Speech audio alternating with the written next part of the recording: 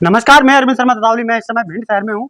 आज हम उस आज हम उस संघर्ष भरी कहानी बताने वाले हैं जो कि भिंड शहर की कहते हैं जब संघर्ष मजबूत हो तो सफलता निश्चित ही कदम चूमी लेती है। भिंड शहर में एक गरीब ऐसा परिवार का व्यक्ति है जो कि उसकी आर्थिक तंगी से परेशान है। माँ की तबीयत की भी चिंता है और माँ का इलाज कराने के लिए कई अस्पतालों में गया और माँ का ठीक जब नहीं हुई तो खुद डॉक्टर बन गया और माँ का ट्रीटमेंट करने लगा। हम बात कर रहे हैं भिंड से एक छोटे से गांव के बेदनपुरा के इस युवा की जो कि आज नीट में क्वालिफाइड कर आज एम्स में प्रैक्टिस कर रहा है और भिंड जिले का नाम करके एक डॉक्टर बन के अपनी माँ का इलाज कर रहा है। इनकी सफलता की कहानी से हम बात करेंगे, आखिर कैसे सफलता प्राप्त की, कैसे इस जगह पहुंचा। क्या नाम है आपका? मेरा नाम ऋषभ गंधर्व है। ऋषभ जी, ये बताइए आप सबसे पहले आपको बधाई है क्योंकि आपने जो संघर्ष भरा पूरा है आपका और इसमें आप डॉक्टर बन गए हैं, यानी अभी प्रैक्टिस चल रही है आपकी। मतलब ट्रेनिंग चल रही है हमारी।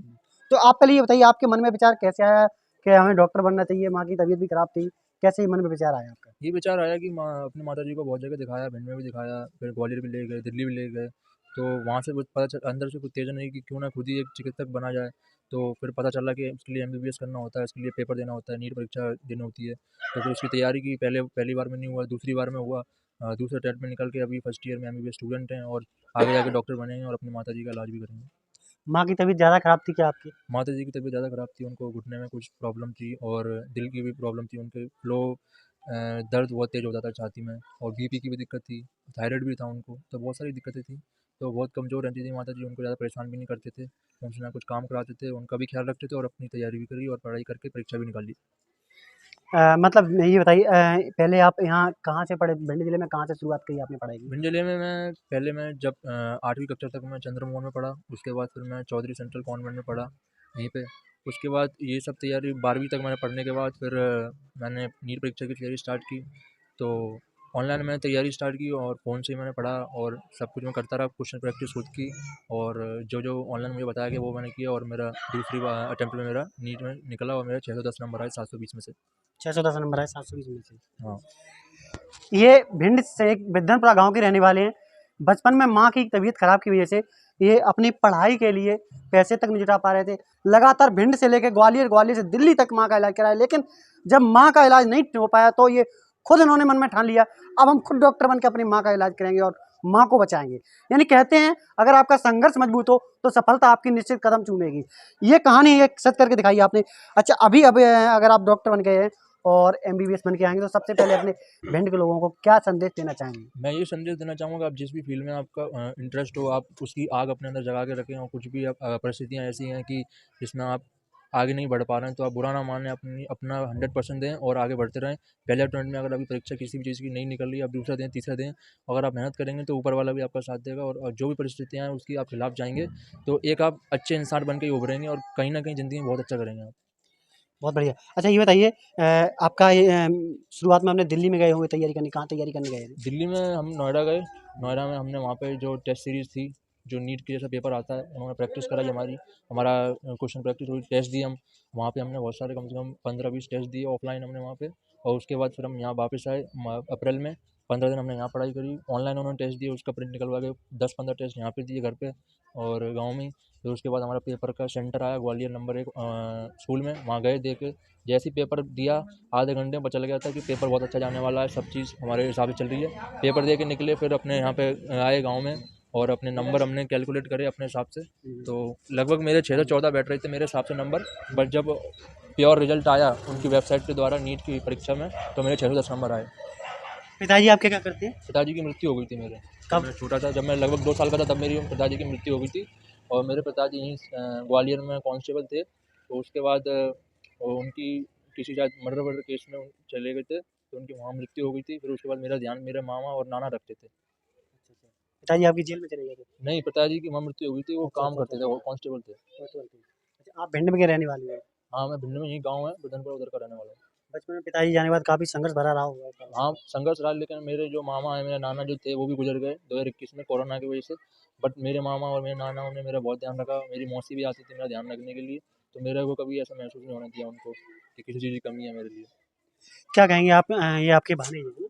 कैसे उनका आज पढ़ाई डॉक्टर बनने जा रहे हैं, क्या कहेंगे आपके लिए?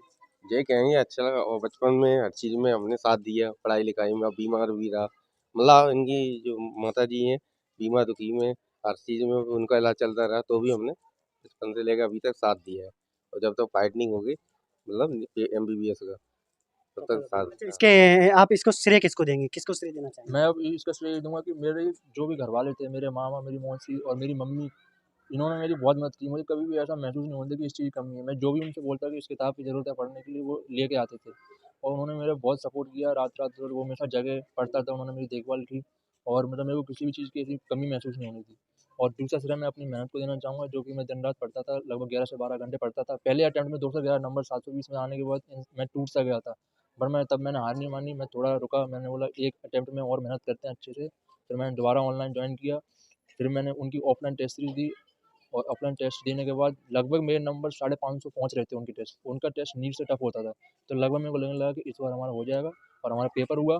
पेपर में जैसे ही मैंने देखा, पेपर पलटा, आधे घंटे में जब मैं सॉल्व करना स्टार्ट किया, मुझे लगा था कि अब यहाँ से गाड़ी निकल चुकी है, अब रुकने वाली नहीं है, पेपर बहुत अच्छा जाने वाला है, क्योंकि मेहनत पूरे साल करी थी और वही क्वेश्चन आए जो हमने पढ़े थे। अच्छा, ये बताइए, आज आप प्रैक्टिस करते हैं, क्या बताया जाता है प्रैक्टिस में, क्या आपको अभी तो हम मतलब फर्स्ट ईयर में हमें इंसान की शारीरिक रचना कैसे हुई, वो कैसे एक इंसान बनता है, गर्भाशय में कैसे एक इंसान बनता है, और इंसान के अंदर क्या-क्या होता है, नसें और बोन्स, मसल्स, ये सब होता है। साथ में इंसान के अंदर जो केमिकल्स होते हैं, बायोकेमिस्ट्री सब्जेक्ट पढ़ाया जाता है, वो केमिकल कौन-कौन सी रिएक्शन होती है, ग्लूकोज़ का लेवल, बहुत सारी चीज़ें हैं, ये भी पढ़ाई जाती हैं। फिजियोलॉजी पढ़ाई जाती है कि दिमाग काम कैसे करता है, हृदय काम कर करता है, हृदय रुकता दिमाग है। दिमाग काम कैसे करता है? दिमाग काम अपने ऐसे करता है, दिमाग में बहुत सारे केमिकल्स हैं, हार्मोन्स हैं जो करते हैं, और दिमाग एक सेंट्रल यूनिट है, तो ओवरऑल दिमाग सबको सँभालता है, पूरी बॉडी को।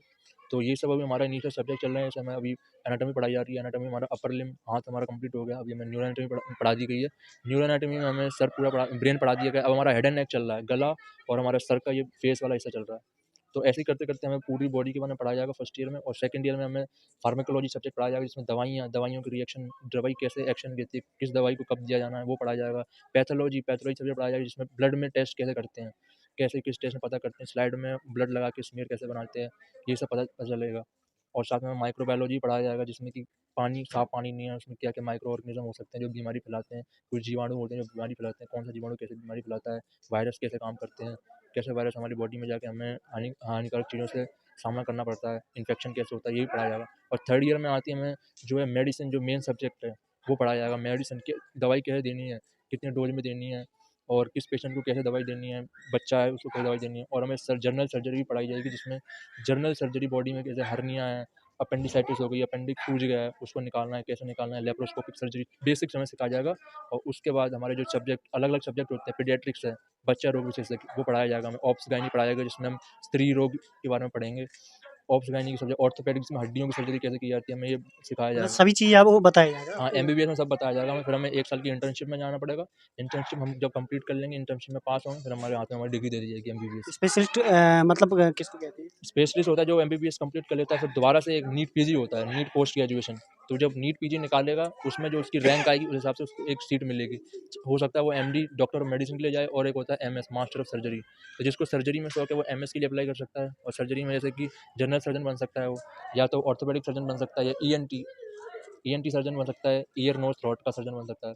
तो ऐसे अलग-अलग सर्जरी के ऑप्शन होते हैं, और अलग मेडिसिन में भी अलग-अलग ऑप्शन होते हैं। अच्छा, दिमाग कितने प्रकार के होते हैं वैसे? दिमाग हमारा एक पूरा एक सेंट्रल यूनिट है, सेंट्रल नर्वस सिस्टम बोलते हैं। दूसरे जो उसमें से नसें निकलती हैं, जिसको हम नर्व्स बोलते हैं, वो होती है पेरिफेरल नर्वस सिस्टम होता है। तो दिमाग में भी बहुत सारे भाग होते हैं, आगे का हिस्सा होता है, frontal lobe, occipital lobe, temporal lobe, तो अलग-अलग दिमागों के भाग होते हैं। ओवरऑल दिमाग एक ही होता है। ऑक्सीपिटल लोग का मतलब क्या काम ऑक्सीपिटल करता है? लोब मतलब एक रीजन डिफाइन कर दिया, पीछे वाला हिस्सा जो होता है ऑक्सीपिटल लोब, जिसमें कि हमारा फ्रंटल मतलब जो हमारी विजुअल कॉर्टेक्स होता है, जो हम देखते हैं। तो कभी भी आप देखेंगे अगर किसी को पीछे का अगर ऑक्सीपिटल लोब में चोट लगी है, तो उसकी आँखों की इंद्रियाँ चली जाएँगी। ऐसा होता है। अच्छा, इसीलिए कहते हैं पीछे के हिस्सा में मारना नहीं हाँ, चाहिए। क्योंकि वो थोड़ा हिस्से में मतलब मेन हिस्सा होता है आँखों का, मारना नहीं चाहिए पीछे के मारना नहीं हिस्से चाहिए बिल्कुल भी। में। चलिए ठीक है, यहाँ हम बात करते हैं इनके जो गुरु भी रहे हैं, बचपन से पढ़ाया है। आज इनसे ही बात करते हैं। ये बताइए, आज आप छात्र हैं, भिंड का नाम रोशन किया है, डॉक्टर बन गया है। आपके यहाँ पढ़ा है, कैसा रहा था इसका मतलब पढ़ाई? मैं क्लास थर्ड से ऋषभ को पढ़ाया हूँ, और ऋषभ के अंदर मैंने बहुत सारी ऐसी चीज़ें देखी जो एक आदर्श विद्यार्थी के अंदर होनी चाहिए। सबसे पहले मैंने तो ये देखा कि जो कई बच्चे ऐसे होते हैं, आज के समय में मैं अभी भी टीचर हूँ, मैं पढ़ाता हूँ, तो मैं देखता हूँ कि कई सारे बच्चे ऐसे हैं जो केवल टीचर के द्वारा पढ़ाई हुए टॉपिक को सुन लेते हैं और अपने घर चले जाते हैं। बाकी इसके अंदर ये शुरुआत से मैंने देखा था कि क्वेश्चन पूछता था, अपनी जिज्ञासाएँ जो मन में उठती थी, वो हमेशा से रहीं कि सर इसका डाउट बताइए, मुझे ये डाउट आ रहा है, मुझे ये चीज़ें नहीं समझ में आ रही हैं। तो शुरुआत से मैं समझ गया था कि इस बच्चे के अंदर कुछ अलग है, ये प्रतिभावान बच्चा है और ये आगे जा कर के अपने घर का, परिवार का, हम सभी का नाम रोशन करेगा और देश को भी आगे लेकर के जाएगा। ये क्लास 3rd से लेके आज भी मुझसे जुड़ा हुआ है और कभी-कभी मेरे साथ भी ऐसा हुआ, जैसे मैं कभी मुझे भी कोई समस्या आ रही है, मुझे लाइक मेंटली कोई चीज़ मुझे वो कर रही है, तो मैं ऋषभ से कॉल करके पूछता था, ऋषभ ये चीज़ ऐसे-ऐसे।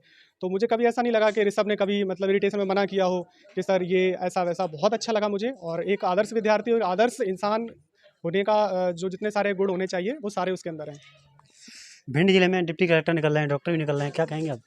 बस मैं एक बात बोलना चाहता हूँ कि अगर कोई व्यक्ति अपने मन में ठान ले तो सबसे बड़ा उदाहरण तो मेरे पास में अभी ऋषभ ही है, जो इतनी मेहनत करके और इतना संघर्ष से निकला है और ये स्थिति भी, आर्थिक स्थिति भी ख़राब रही है। और मतलब मुझे तो बहुत अच्छा लग रहा है कि एक व्यक्ति डॉक्टर बन रहा है, क्योंकि डॉक्टर बनना एक बहुत बड़ा सपना है बहुत लोगों का, लेकिन वो नहीं बन पाते हैं, क्योंकि नीट एग्ज़ाम एक बहुत टफ एग्ज़ाम माना जाता है। देश के कुछ एग्ज़ाम हैं टफ, उसमें नीट भी बहुत टफ एग्ज़ाम है। तो भैया को सबसे पहले तो ऋषभ भैया को कॉन्ग्रेचुलेसन है और भिंड का नाम रोशन कर रहे हैं और अपने गांव का नाम रोशन कर रहे हैं कि बिदनपुरा से निकले हैं।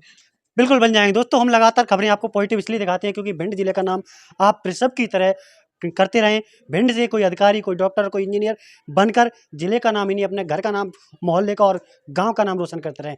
यही वजह से हमारे पॉजिटिव स्टोरी आपके पास लाते हैं और आपको एक ऋषभ जैसे आप कई छात्र ऐसे हैं जो कि पढ़कर जिले का नहीं अपने परिवार का नाम कर सकते हैं। आप क्या कहेंगे कमेंट सेक्शन जरूर बताएं।